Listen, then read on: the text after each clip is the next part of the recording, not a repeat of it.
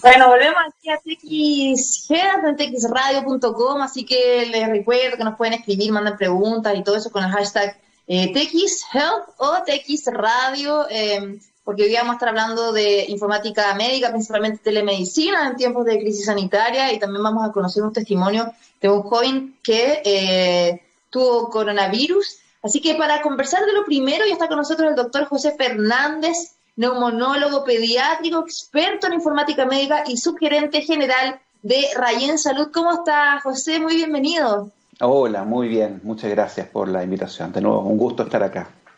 Bueno, hemos Ahora, visto en que, esta modalidad. tipo, en cuarentena estamos todos Así es. ahí confinados, cuidándonos. Hemos visto que en Internet ha sido el gran aliado en estos tiempos, no solamente por un tema de entretención, acceso a Internet, películas, series, ver a los amigos, a la familia por telellamada, etcétera, pero también en lo que es la medicina, de cómo Así es. podemos aprovechar eh, hacerlo, por ejemplo, a través de la telemedicina, donde podemos acceder a una consulta virtual sin tener que ir presencial y de esta forma descomprimir el sistema y, por supuesto, evitar un contagio. En ese sentido, doctor, quería preguntarte, ¿cómo ha sido también en estas semanas este concepto de telemedicina para quienes no saben bien de qué se trata y cuáles son sus beneficios? Perfecto. Mira, podemos definir telemedicina como cualquier acto médico o de salud, porque no solamente está restringido a los médicos, pero que se realiza a distancia. ¿Sí? Ahora, hay una distinción bien sutil entre medios. Alguien podría entender, por ejemplo, que una videoconferencia como la que estamos sosteniendo en este momento podría ser un acto telemédico. Y los que nos preocupamos de este tema entendemos que no solo basta con el producir un acto sincrónico, así le llamamos técnicamente, digamos, lo que estamos haciendo es que en este momento, ¿cierto?, podemos interactuar.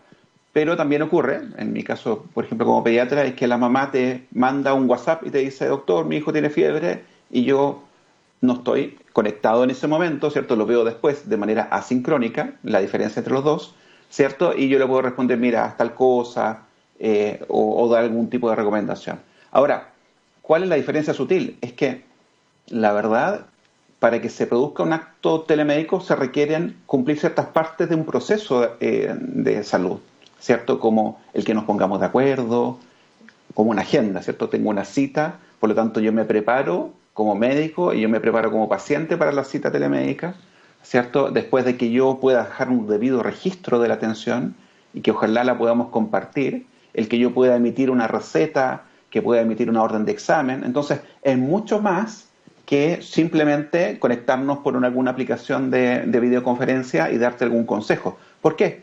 Porque como es un acto de salud, un acto médico, en el caso de los médicos, ¿cierto? Tiene una responsabilidad médico-legal y por lo tanto tenemos que salvaguardar todo lo que tiene que ver con la confidencialidad, con la integridad, con la seguridad, ¿cierto? De este espacio. Doctor, pero en ese sentido también para entender cómo funciona.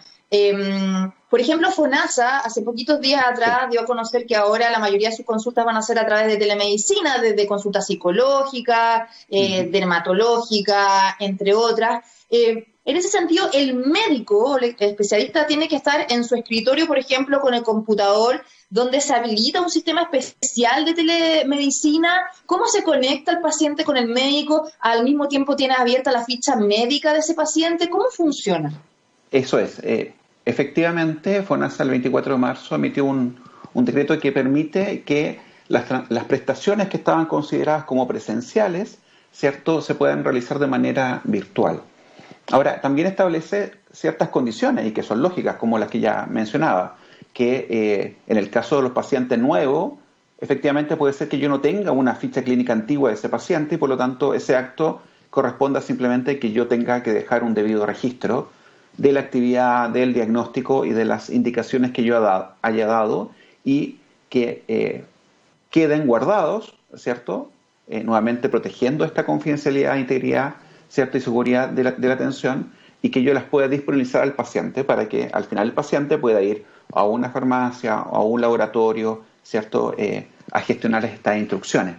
Por tanto, el espacio ideal es que el médico tenga una herramienta de videoconferencia, ¿cierto? Ojalá lo más segura posible, y Por otro lado, ojalá tenga un registro, así como una ficha clínica, en este caso electrónica, y si no tiene electrónica, en el peor de los casos, cierto que debe dejar un debido registro para efectos de auditoría en cualquier situación. La ficha de papel famosa, ¿sí? Perfecto. Ahora, Y existen herramientas que hacen todo esto. Y, eso y le iba a preguntar. estas son las herramientas de telemedicina propiamente tal o telesalud, ¿cierto? Que permiten tener una conexión sincrónica, el video, también permiten una conexión asincrónica, que yo le pueda dejar mensajes. Yo, por ejemplo, nos vemos y yo te digo, mira, tómate una radiografía y obviamente no te la vas a tomar en el momento y por lo tanto yo espero a que me envíes los resultados de la radiografía, todo esto de manera virtual. Pero que quede enmarcado, ¿cierto?, dentro de un acto médico al final, dentro de una ficha clínica. ¿Y cómo se puede solicitar una consulta por telemedicina? O sea, también se Ah, solicita online, hay que llamar por teléfono. ¿Cómo funciona? bien. Porque claro, la gente no está acostumbrada a esto, la gente está, o sea, lo veíamos con las filas y filas de las personas haciendo el trámite de ir a sacar el seguro de cesantía, sacando el permiso temporal en Claro. comisaría. Uno, el tema que la gente no está acostumbrada, y sobre todo los adultos mayores, a usar Internet, y por otra parte todavía tenemos una brecha digital grande en Chile. Así es. Mira, al final, como es como cualquier acto asistencial, primero requiere de que uno disponibilice una agenda, ¿no es cierto? Así como cuando uno llama para pedir hora y asistir a la consulta de manera presencial, exactamente lo mismo. En general, los diferentes prestadores en Chile están disponiendo en sus páginas web diferentes servicios de telemedicina, ¿sí? En donde yo pido una hora y en vez de ir al lugar, lo que pasa es que el prestador habilita a través, en general, de un vínculo, de un correo electrónico, fundamentalmente. Dice, perfecto, usted tiene hora, ¿cierto? Con el doctor, pincha aquí y se habilita este espacio de comunicación y coordinación. Eh, Nuevamente, algunos lo están haciendo a través solamente de videoconferencia y tenemos estos problemas, digo yo, porque podrían quedar registros, por ejemplo, en papel, que después hay que confiar de que todo eso va a quedar bien ordenado.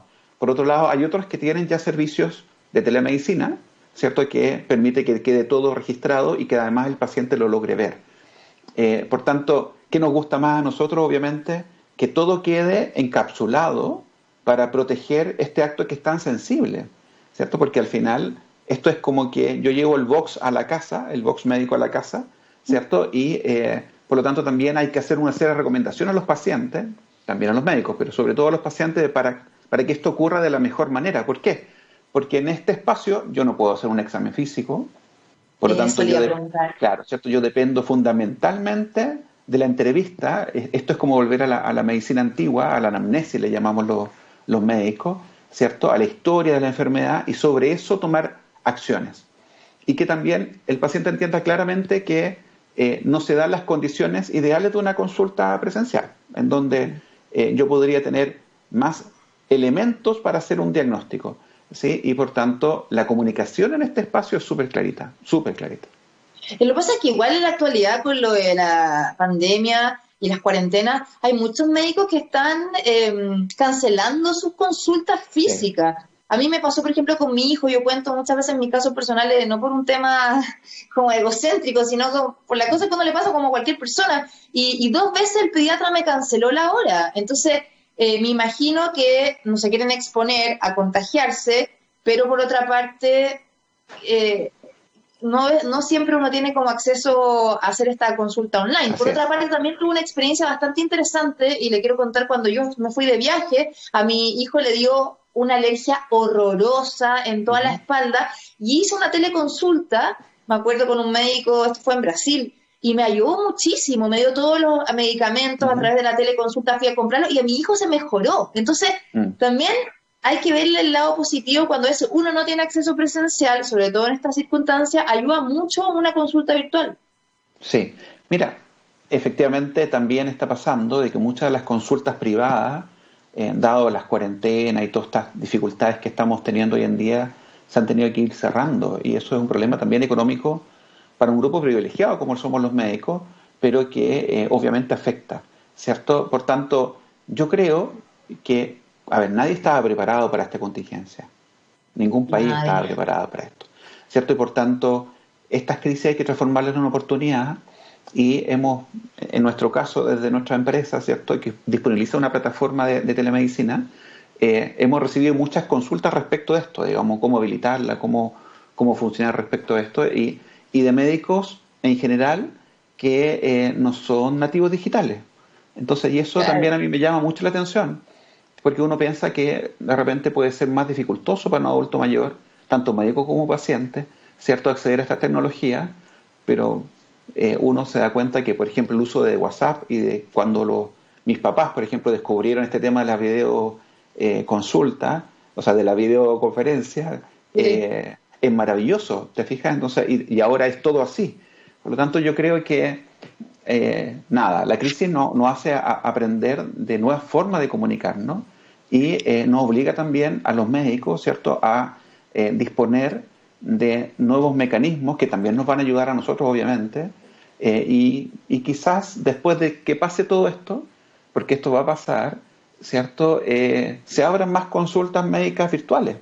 ¿Por qué? Sí. Porque hoy estamos en Santiago y por lo tanto tenemos mucho acceso, pero las personas que están, no sé, hoy día hablaba con una amiga de Arauco, que están en Arauco, que están en Tirúa, que están en Futalefú, en lugares que uno de repente piensa que está la vida resuelta y no está resuelta porque no hay especialistas.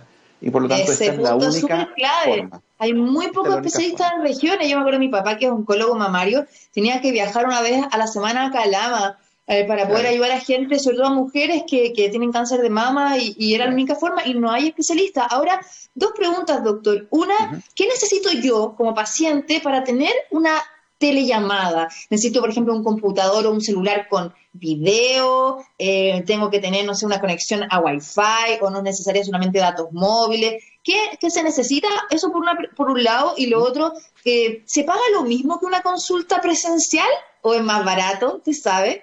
Ah, mira, a ver, primero que nada, cuando uno, nuevamente, como es un acto de médico, en el caso nuestro, cuando yo voy al médico, yo voy por alguna molestia y tengo más o menos identificada mi molestia, ¿cierto? Empecé con un dolor, empecé con fiebre hace tantos días y uno como que se arma una historia antes de llegar al doctor.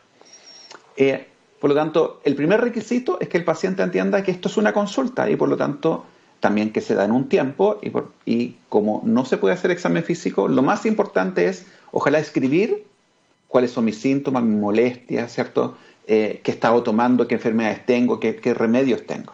Eso es lo primero. Segundo, requisitos técnicos. Claro, para efectuar videoconferencias se requiere una conexión de datos. Mientras mejor la conexión de datos, menos probabilidad es de que falle, porque eso nos pasa, ¿cierto? Pero también ahí está el otro lado, que si yo como médico estoy atendiendo una consulta, lo primero que hago es pedirte el teléfono, ¿sí? Porque si llega a fallar la conexión o mi sistema o lo que fuera, mi responsabilidad ética es terminar la consulta de cualquier forma. Te llamo por teléfono. Eso es lo primero, ¿cierto? Pero para el médico es muy importante que lleguen preparados a la consulta, ¿sí? Aquí ya no nos sirve, estoy tomando la pastillita rosada con el inhalador verdecito, o sea, necesitamos con mucha vehemencia que nos digan estoy tomando tal remedio cada tantas horas, ¿cierto? Para que uno se haga una idea mejor del diagnóstico. Y el Respecto video, a los... perdón, doctor, el Sí, video es también como para mostrar, por ejemplo, doctor, sabe que tengo aquí podría una ser, cuestión, porque también podría exactamente. hablar por teléfono en vez de hacer una videollamada. Sí, pero también está la posibilidad, ¿cierto?, de que uno le pueda sacar fotos. Ya. Por ejemplo, si es una lesión, como le pasó a tu hijo, ¿cierto? Uno le puede sacar una foto y mandar la foto. Las plataformas de telemedicina en general permiten que uno pueda intercambiar archivos. Por lo tanto, la única capacitación que hay que hacer ahí es, una, que yo me sepa loguear, en general es tu root y una clave, ¿cierto? Y segundo, que yo pueda usar la plataforma de manera más o menos simple. Ya. Eh, y obviamente uno de los requisitos que se da para tener este tipo de plataforma es que exista una mesa de ayuda que te permita resolver estas dudas, ¿cierto? Respecto a los temas de los precios, la verdad es que esto es súper variable. Lo que nosotros hemos visto, por lo menos en Chile, es que los precios se están homologando a las consultas presenciales y en algunos casos, sobre todo los casos donde los médicos arrendaban su box, ¿sí? Es mucho menor porque obviamente aquí yo ya no estoy usando ni agua, ni luz, ni la secretaria, ni la TENS, todos estos gastos que eran fijos de estar en un centro de salud, ¿cierto? Ya no lo estoy ocupando y por lo tanto solamente lo que estoy ocupando es una plataforma, que obviamente es mucho más rentable que una consulta médica física, ¿sí? Claro, claro. Ahora, doctor, ¿cómo ha visto usted también la situación con el COVID-19? ¿Ha aumentado el flujo o la demanda de telemedicina o no tanto todavía? Recordemos, como decías, que el 24 de marzo recién se dio a conocer esta medida de FONASA, pero también no solamente FONASA, también el sistema de salud privado ya lo está incorporando, la Universidad Católica, por ejemplo, el Hospital Así Clínico lo es. está haciendo ya hace tiempo, otras clínicas también. ¿Cómo ha sido un poco la realidad con el COVID-19? Mira, la verdad es que el servicio de telemedicina ya existían hace mucho tiempo, efectivamente. El COVID-19 lo único que hace es, y déjame decirlo así, democratizar el acceso cuando el FONASA define que se puede hacer a través de esta vía, porque al final se puede hacer es que se puede hacer también para el mundo del seguro público, ¿cierto? Porque en general la gente dice, pero ya tenía servicios telemédicos o de Sí. orientación médica, que también es un tema ahí, ¿cierto? Disponibles, por lo tanto, yo creo que esta súper buena medida que toma FONASA tiene que ver con facilitar el acceso a una tecnología que ya existía, ¿cierto? Y ahora el desafío lo tenemos que tomar los profesionales sanitarios para ver cómo abordamos esa oferta, ¿cierto? Y también ponernos la mano en el corazón y dedicar horas para hacer eso. Eh, Porque, por ejemplo, están todos los esfuerzos del Ministerio de Salud asociados en ese sentido, en donde uno podría prestar ciertos servicios. De todas maneras. Ahora, hay un ecosistema de salud virtual súper grande, Sí. donde hay una cantidad de información enorme, que es lo que se llama también Big Data. Mm. ¿Cómo se procesa, se analiza toda información? ¿Qué es lo que también, bueno, para primero partir como en la descripción, qué es el Big Data sanitario? Y con esta información, que cada vez ahora hay más y más y más por la pandemia, se analiza, se informa y se utiliza para Mm. qué cosas que nos puedan ayudar. Mira, al final, gran parte, yo creo, de las dificultades que hemos tenido en esta pandemia obedece a que no somos capaces de entender todavía cómo se está moviendo la información. Te lo explico de la siguiente manera. Nosotros suponemos que hoy tenemos 5.000, y digo suponemos, que tenemos 5.000 contagiados. Y en realidad eso es la cantidad, lo que se informa hoy, 5.000 algo, ¿cierto? Es la cantidad de pacientes que tienen un examen positivo, ¿sí? Pero tenemos un montón de personas que están contagiadas y que no han logrado tener acceso a ese examen, por ejemplo. Entonces, Exacto. te fijas que O la no le han entregado información el resultado, o no le han que se entregado demora resultados. 7 días más o menos. Eh, Dicen que está mejor, ¿ah? Dicen que está mejor, Sí, pero depende del caso. He depende escuchado del de caso. todo. Exactamente, depende del caso. Pero fundamentalmente lo que define el Big Data es, una, el volumen de información, o sea, gran cantidad de información, la variedad de información, hay alguna información que se obtiene de fuentes oficiales, hay otra información que se obtiene, por ejemplo, de los registros clínicos electrónicos, hay otra información que se puede registrar, por ejemplo, de las redes sociales, ¿sí? Por tanto, la variedad, ¿cierto? Y después también que esto esté siempre disponible y que esto vaya creciendo y que seamos capaces de ir procesando esta información. El gran problema de todo esto tiene que ver con que hemos dibujado tantas curvas, hemos dibujado tantos algoritmos que yo siento que vamos confundiendo a la población. Y cuando le ponemos, ¿cierto?, inteligencia sanitaria, así le llamamos nosotros en salud pública, ¿cierto?, a este tema, uno dice, bueno, como desde las fuentes ojalá más fidedignas, pero también me alimento de las fuentes que me pueden aportar valor, como por ejemplo las redes sociales, ¿cierto? Soy capaz de tomar mejores medidas y cómo genero planes de acciones para enfrentar lo que viene y lo que está pasando. Eh, Nuevamente, como ningún gobierno estaba preparado para esto, esta avalancha de información, ¿cierto? Yo creo que es necesario empezar a sumar más mentes, ¿cierto? Y que permitan, en vez de asustar, ¿cierto?, provocar cambios. Cambios en el sentido de decir, mira, si yo creo que en 2 días más va a pasar tal cosa porque mi algoritmo predijo esto, ¿cierto? Yo, en vez de publicarlo tal vez en redes sociales, se lo informo a mi centro de salud más cercano, al ministerio o lo que fuera.